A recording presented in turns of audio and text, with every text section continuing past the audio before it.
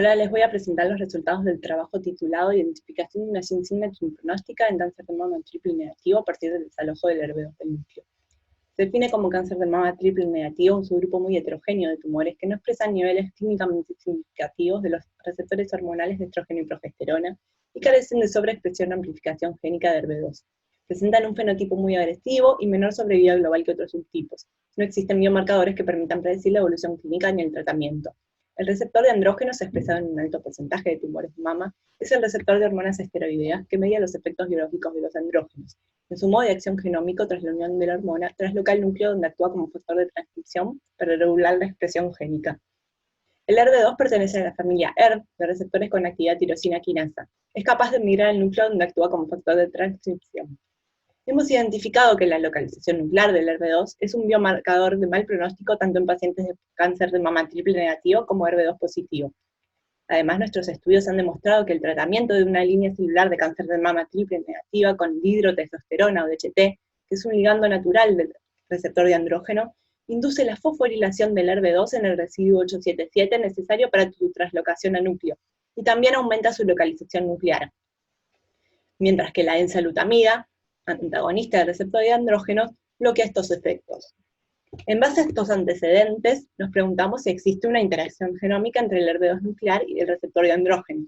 Nos propusimos identificar una gene signature que sirva como predictor de pronóstico clínico en cáncer de mama triple negativo a partir del transcriptoma diferencial entre células que expresan receptor de andrógenos y ERB2 en el núcleo y células que expresan receptor de andrógenos pero en las cuales desalojamos el ERB2 del núcleo. Con este objetivo realizamos un ensayo de microarray de células MDA-MB453, una línea celular de cáncer de mama triple negativos pertenecientes al subtipolar, que se caracteriza por una alta expresión de receptor de andrógenos, y las transfectamos o con vector vacío o con vector del TNLS que desaloja el ERB2 del núcleo, como vemos en la inmunofluorescencia, y que funciona como dominante negativo de ERB2 endógeno. Luego las tratamos con DHT. Realizamos un análisis bioinformático para identificar los genes regulados por el desalojo del ERB2 del núcleo y encontramos 315 genes diferencialmente expresados, eligiendo como punto de corte un FDR menor a 1 por 10 a la menos 4 y un fold chain distinto de 0. Realizamos un análisis de enriquecimiento funcional mediante la herramienta en línea David, usando la base de datos Gene Ontology, y observamos un enriquecimiento significativo en las vías relacionadas con la respuesta interferón y sistema inmune. Mediante GCA vimos enriquecidas las mismas vías. Entonces tenemos por un lado los 315 genes regulados diferencialmente en el array, en las células, comparando la transfección con delta NLS versus la transfección con vector vacío, ambos en presencia de HT. Por otro lado, para determinar los genes específicos de cáncer de mama triple negativo, usamos los datos de expresión génica del TCGA. Seleccionamos las pacientes triple negativas como aquellas que tenían una inmunohistoquímica negativa para receptor de estrógenos, de progesterona y ERB2. Las comparamos con los tejidos normales variados y obtuvimos 4.766 genes diferencialmente expresados. Cruzamos estos genes con los 315 del array y obtuvimos los 60 genes que vemos en la tabla. Luego quisimos ver si estos genes estaban asociados a pronóstico en pacientes de cáncer de mama triple negativo. Usamos la base de datos Metabric, eligiendo las pacientes triple negativas por inmunistoquímica. Mediante análisis de Kaplan-Meier y log-rank test, identificamos 6 genes que presentan capacidad pronóstica significativa, en donde la alta expresión de 5 de ellos y la baja expresión del otro están significativamente asociados a mayor sobrevida global.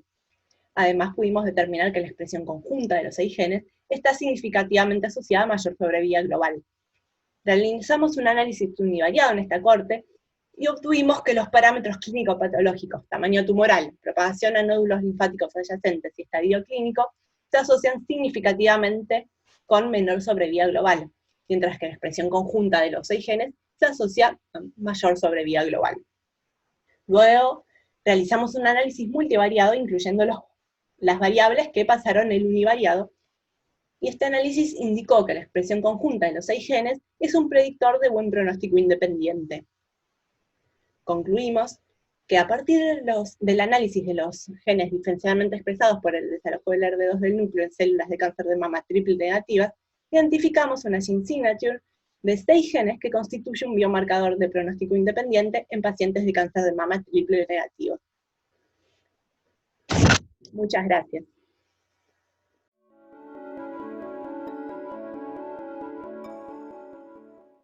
Hola, buen día. Mi nombre es Benny Giovanni Casarín Santos y les voy a presentar mi proyecto de doctorado titulado Análisis de los polimorfismos del gen osteoprotegerina y su asociación con la enfermedad tiroidea coronaria prematura en población mexicana. La enfermedad tiroidea coronaria es la principal causa de muerte en México y en el mundo. Esta inicia en la infancia y avanza de manera silenciosa a lo largo de los años. Se ha descrito como una enfermedad multifactorial donde participan tanto factores genéticos como ambientales para su desarrollo. Entre sus principales etapas está el desarrollo de una lesión endotelial, un proceso de inflamación y el desarrollo de una placa fibrosa, y es en este punto donde nos vamos a centrar en este proyecto. Al desarrollarse la placa fibrosa se empieza a calcificar. Esta calcificación vuelve vulnerable a la placa y a su vez susceptible a una ruptura. Se han estudiado que los niveles de calcio tiroideo coronario CAC se han asociado como factor de riesgo en pacientes sintomáticos, pero también en individuos asintomáticos, quienes no presentan la enfermedad, pero tienen niveles de calcio tiroideo coronario en una escala de Aganston mayor a 0, denominándose así como aterosclerosis subclínica. Por lo tanto, resulta de interés conocer los genes que participan en esta etapa de la enfermedad. Uno de ellos es el gen de osteoprotegerina, el cual se ha estudiado en diversos estudios y se ha analizado, por ejemplo, que en modelos murinos deficientes de osteoprotegerina presentan calcificación de las arterias, atribuyéndole un papel protector para esta patología. En humanos se ha observado que los niveles séricos de osteoprotegerina se asocian como factor de riesgo para la enfermedad coronaria. Aquí podemos observar dos etapas de la enfermedad cuando ya se tiene el padecimiento y el grupo de aterosclerosis subclínica, que es este grupo donde se busca establecer la prevención primaria a través de estudios de imágenes, de desarrollo de biomarcadores y el estudio de marcadores genéticos como son los polimorfismos genéticos. Por lo tanto, el objetivo de este estudio es establecer si los polimorfismos del gen osteoprotegerina, esos cuatro que se encuentran en esta tabla, analizados en sujetos con aterosclerosis subclínica e individuos control, se encuentran asociados como marcadores de susceptibilidad o protección genética en población mestiza mexicana. Ese estudio se llevó a cabo empleando PCR en tiempo real. Es un estudio de tipo transversal analítico. Se analizó en una corte de individuos del proyecto Genética de la enfermedad aterosclerosa GEA del Instituto de Cardiología. Se incluyeron 372 individuos con aterosclerosis subclínica y 1041 sujetos control. El proyecto ya fue aprobado por el Comité de Ética e Investigación de Cardiología. Los individuos con aterosclerosis subclínica tenían niveles de CAC mayor a 0 en la escala de Aganston sin la enfermedad, y el grupo control tenía niveles de CAC igual a 0 y tampoco tenía la enfermedad. En los resultados se analizaron los cuatro polimorfismos en los pacientes y aquí les presento en esta tabla la asociación de los polimorfismos con la patología, donde observamos que el polimorfismo 735 se encontró asociado a protección genética en el grupo subclínico. Este polimorfismo pudiera establecerse en un futuro como un marcador genético para nuestra población. Sin embargo, se requieren más estudios en diferentes cortes para validar este hallazgo. El grupo de aterosclerosis subclínica es una población en la cual se busca desarrollar estrategias que permitan identificarlos y así poder evitar la progresión de la patología. Además, resulta de interés poder conocer el impacto de esta variante genética a través de un ensayo funcional de luciferasa, al igual que la presencia de mecanismos epigenéticos, como la metilación del ADN, para poder hacer una integración de conocimientos y entender cómo participa este gen en la enfermedad. Aquí les presento una imagen donde observamos la integración de los conocimientos que estamos planteando. Aquí observamos parte de la región promotora del gen osteoprotegerina. En la parte genética tenemos los cuatro polimorfismos que analizamos previamente. En la parte epigenética, en la área que está color en azul, está marcada una parte de una isla CPG donde estamos analizando 6 sitios CPGs de esta región a través de la metilación del ADN y el estudio funcional, el cual se va a llevar a cabo un ensayo de luciferasa en este polimorfismo que salió asociado a protección genética. Continuando con el proyecto en la parte epigenética, aquí les presento resultados preliminares del proceso de estandarización del ensayo de pirosecuenciación para medir la metilación del ADN de esta molécula. Y en el estudio funcional de luciferasa estamos llevando a cabo las primeras etapas de este estudio en el laboratorio de nutrigenómica del IMEGEN con apoyo del doctor Vladimir Roque. Quiero agradecer al Instituto Nacional de Cardiología por su apoyo para llevar a cabo el proyecto, a los participantes del proyecto GEA, a los departamentos de endocrinología y biología molecular de cardiología y al laboratorio de nutrigenómica del IMEGEN por su apoyo para llevar a cabo el proyecto funcional de luciferasa. De antemano, gracias por su atención.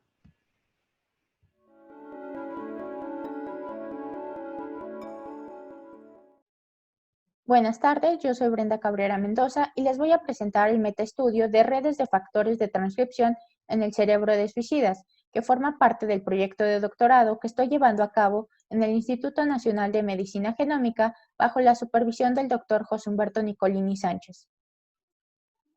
El suicidio es un fenómeno complejo donde intervienen factores ambientales, sociales y biológicos. Con respecto a los factores biológicos, se han encontrado diferencias en el patrón de expresión génica en el cerebro de suicidas y no suicidas. Sin embargo, no se han determinado cuáles son los factores reguladores que subyacen a dichas diferencias, por lo que la identificación de diferencias en los mecanismos que regulan la expresión génica entre suicidas y no suicidas, como serían los factores de transcripción, es crucial para poder entender la neurobiología del suicidio.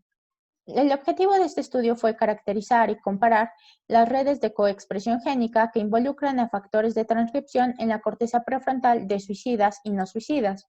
Para esto, a partir de repositorios como Gene Expression Omnibus, la base de datos del Instituto de Investigación Médica Stanley y Array Express, obtuvimos datos de expresión génica de la corteza prefrontal de 571 individuos que fueron clasificados de acuerdo a su causa de muerte y trastorno mental en suicidas y no suicidas con depresión mayor, trastorno bipolar, esquizofrenia y controles sanos.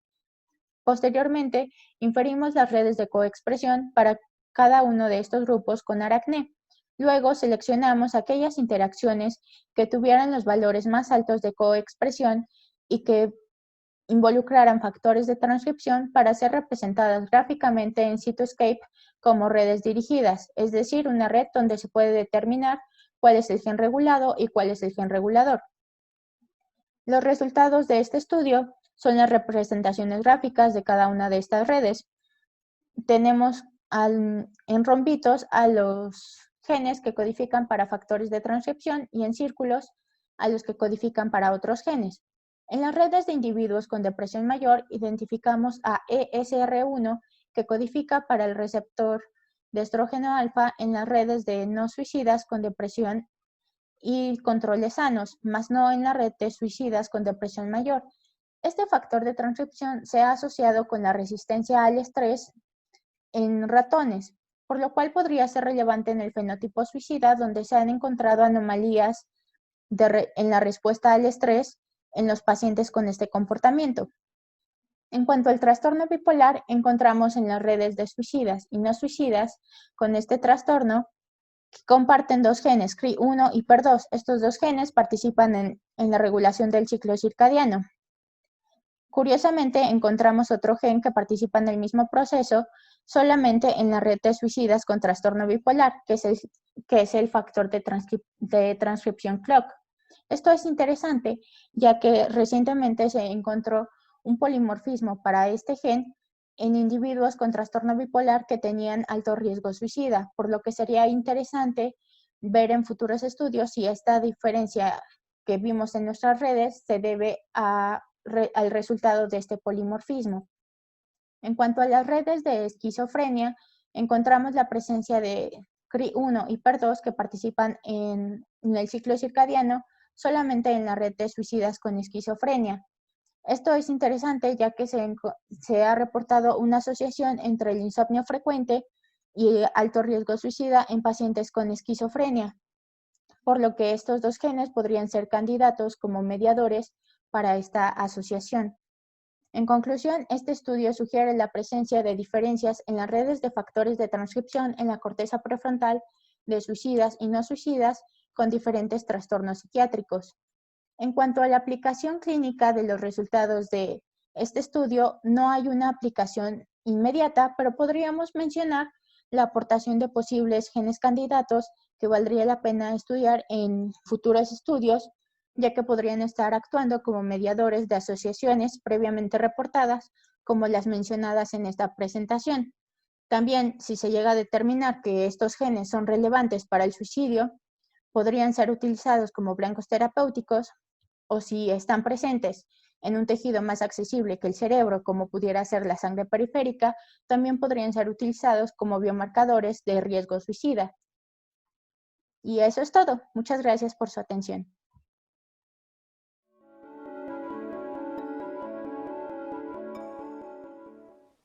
Buen día, mi nombre es Diana García y soy estudiante del doctorado en Ciencias Biomédicas. Estoy realizando mi proyecto de investigación en el Laboratorio de Oncología Teórica en el área de Genómica Computacional del INMEGEN. Y mi proyecto se llama Pérdida de coexpresión a larga distancia, una característica común en el cáncer.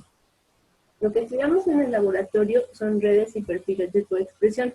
Y para esto hemos desarrollado una metodología en donde obtenemos datos de RNA-seq de la base de datos Genomic Data Commons. Después de normalizarlos, calculamos información mutua como medida de correlación entre pares de genes y posteriormente tenemos dos tipos de análisis. En el primero, tomamos todo el conjunto de las interacciones para estudiar cuál es la dependencia entre los valores de la coexpresión y la distancia física entre pares de genes. Y en el segundo, tomamos las interacciones más significativas para construir redes de coexpresión y estudiar sus características topológicas. Con esta metodología analizamos los perfiles de coexpresión en subtipos moleculares de cáncer de mama y encontramos que la fuerza de los valores de coexpresión depende de la distancia física entre pares de genes. Como pueden observar en la gráfica, los valores de información mutua en los subtipos moleculares de cáncer de mama son muy altos a cortas distancias y después se observa un decaimiento.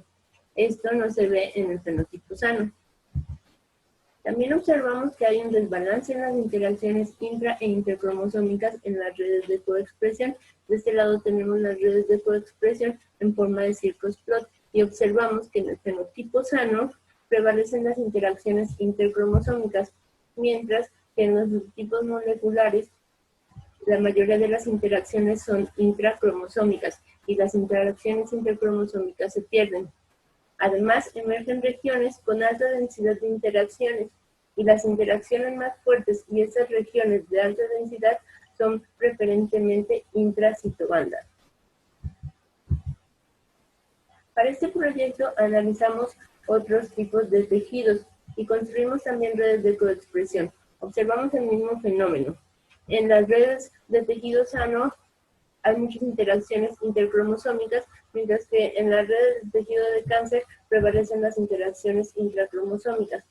Además, las redes de tejido sano comparten características topológicas importantes, lo cual podría hablarnos de un comportamiento robusto y estable en el programa transcripcional.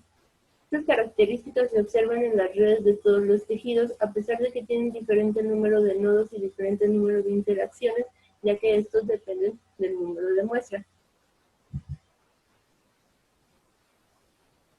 El decaimiento en los valores de información mutua también se observa, y aunque la manifestación de este fenómeno tiene sus particularidades en cada tejido, las características cualitativas del fenómeno se conservan y los elementos cuantitativos son los que son diferentes.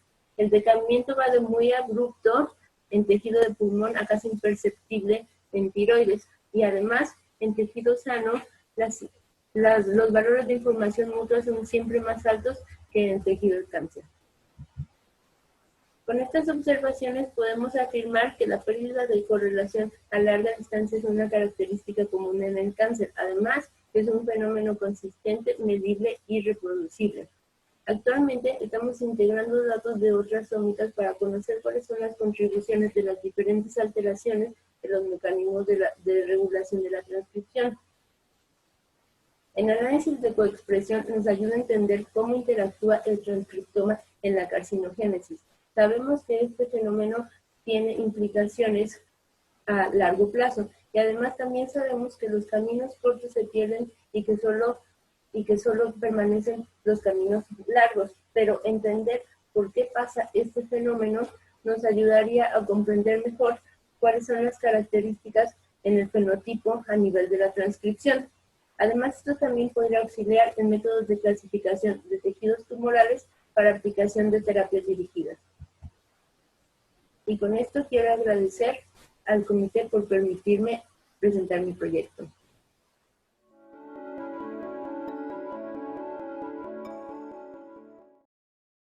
Buenos días. El día de hoy les voy a platicar sobre mi proyecto microRNAs en nódulo linfático metastásico como herramienta de diagnóstico para el cáncer de próstata. En México, el cáncer de próstata ocupa el primer lugar en mortalidad en hombres y desafortunadamente el diagnóstico de esta enfermedad se realiza de manera tardía, lo que quiere decir que de un total de casos diagnosticados, el 32.8% de ellos ya se encuentran en estadio metastásico, para quienes la tasa de supervivencia a 5 años es de solo el 30%, comparado con el casi 100% para un cáncer localizado. La metástasis a grandes rasgos va a ser un proceso en el cual las células tumorales adquieren características que les van a permitir migrar, sobrevivir en circulación e invadir diferentes órganos de acuerdo con el modelo del huevo y la semilla de Payet. En cáncer de próstata, los órganos con mayor recurrencia de metástasis son hueso, hígado, pulmones y cerebro, aunque también se sabe que en cáncer de próstata, así como melanoma y cáncer de mama, las células metastásicas tienden a establecerse de manera primaria en el nódulo linfático. Hasta la fecha no se han descrito por completo los cambios moleculares que sufren estas células tumorales una vez que se establecen en el nódulo linfático. Recientemente, en 2018, en modelos in vivo se demostró que células de cáncer de mama que se establecían de manera primaria en el nódulo linfático tendían a mostrar una mayor cantidad de células circulantes, así como un mayor número de focos metastásicos en pulmón, demostrando que el nódulo linfático podría tener un papel importante en la invasividad de estas células, así como el posible organotropismo de las células tumorales. Aunado a esto, surge la premisa de que las células tumorales son capaces de liberar exosomas, los cuales pueden contener microRNAs que han demostrado ser altamente funcionales en las células que los captan. Al día de hoy, no se ha demostrado que los microRNAs del nódulo linfático metastásico tengan alguna relación con estos exosomas y que a su vez estén participando en la diseminación metastásica en cáncer de próstata. Por lo que nosotros hipotetizamos que si los microRNAs de nódulo linfático metastásico son detectados en exosomas, entonces podrían utilizarse como una herramienta poco invasiva para evaluar el riesgo de metástasis. Para comprobarlo, lo que nosotros realizamos fue utilizar microarreglos como una herramienta genómica para comparar los perfiles de expresión de los tejidos de nódulo con metástasis, nódulo sin metástasis y tumor primario. En estos heatmaps, ustedes pueden ver que el perfil de expresión del nódulo metastásico es completamente diferente al perfil que se ve en nódulo sin metástasis y el tumor. Al comparar los tres tejidos, nosotros encontramos 71 microRNAs con expresión diferencial en tejido de nódulo metastásico contra el nódulo normal y el tumor, de los cuales 7 microRNAs tenían una expresión única en nódulo metastásico. Posteriormente, nos dimos la tarea de recolectar muestras de plasma de pacientes en donde extrajimos los exosomas. Realizamos los microarreglos y obtuvimos 36 microRNAs con expresión diferencial. Cuando comparamos estos microRNAs de nódulo con metástasis contra los MIRNAs de exosomas en pacientes con cáncer, encontramos que 2 microRNAs, el 23B3P y el 155P, estaban siendo expresados en ambas muestras. Esto fue muy importante ya que quiere decir que estos MIRNAs se encuentran dentro de esos exosomas y podemos encontrarlos en sangre, lo que en un futuro podría ayudar a evitar biopsiar el paciente. Además, estos microRNAs habían sido reportados anteriormente en cáncer de próstata, cáncer de mama e incluso reprogramación del metabolismo en osteosarcoma, lo que podría decirnos que están participando en la formación de nichos premetastásicos en hueso. Lo más interesante de esto fue que nos dimos cuenta de que estos microRNAs estaban compartiendo genes blanco en común, que de acuerdo al análisis de redes que hicimos, podrían estar participando en cáncer de próstata, así como en diferenciación de osteoclastos. Esto también fue bastante alentador, ya que debemos recordar que la metástasis en cáncer de próstata es de las pocas metástasis óseas que son osteoclásticas. En conclusión, por primera vez demostramos que el nódulo linfático tiene una firma única de microRNAs, además de que estos MIRNAs pueden ser encontrados en exosomas plasmáticos de pacientes con cáncer de próstata. Estos MIRNAs podrían usarse como una herramienta de diagnóstico poco invasiva para determinar el riesgo de metástasis, y en un futuro esta herramienta podría sumarse a las ya existentes para aumentar la sensibilidad y especificidad de detección de metástasis en cáncer de próstata. Y eso sería todo. Muchas gracias.